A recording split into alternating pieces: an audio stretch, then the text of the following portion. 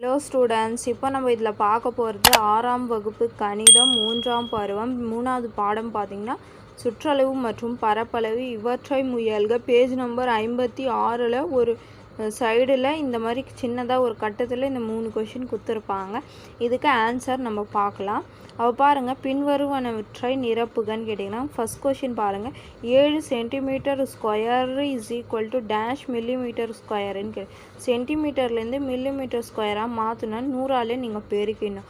அப்போ பாருங்கள், 7 centimetre square is equal to 7 பெருக்கல் 100ஆல் பெருக்கினீங்கன்னா 100 மில்லிமீட்டர். அப்போது இது சென்டிமீட்டராக இருக்கிறது மில்லிமீட்டராக மாறிடும் 100ஆல் நீங்கள் பெருக்கிடுங்க. அப்போ ஆன்சர் வந்தது 700. 7 பெருக்கல் 100னா 700 மில்லிமீட்டர் ஸ்கொயர். அப்போது 700 இந்த டேஷில் வரும். புரிஞ்சுதுங்களா? அதுக்கப்புறம் பாருங்கள், 10 metre square is equal to dash centimetre ஸ்கொயருன்னு கேட்கும். அப்போ மீட்டர் ஸ்கொயர்லேருந்து சென்டிமீட்டர் ஸ்கொயருக்கு மாற்றணும்னா 10,000ஆல் நீங்கள் பெருக்கிடணும்.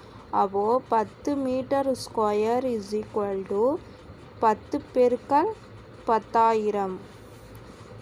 அப்போது சென்டிமீட்டர் ஸ்கொயராக மாறிடும். அப்போது நீங்கள் 10,000ஆல் பெருக்கினீங்கன்னா 1,00,000.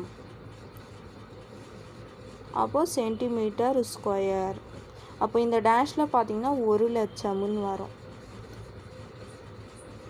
அதுக்கப்புறம் பாருங்கள், 3 கிலோமீட்டர் ஸ்கொயரை நீங்கள் மீட்டர் ஸ்கொயராக மாற்றணும். அப்போது கிலோமீட்டரை மீட்டராக நீங்கள் மாற்றணுன்னா, ஸ்கொயராக மாற்றணுன்னா 10,00,000ஆல் நீங்கள் பெருக்கணும். அப்போ பாருங்கள், 3 kilometre square is equal to 3 பெருக்கல் 10,00,000. அப்போது மீட்டர் ஸ்கொயராக மாறிடும். அப்போது 3 நீங்கள் 10,00,000ஆல் பெருக்கணுன்னா 30,00,000ன்னு வரும்.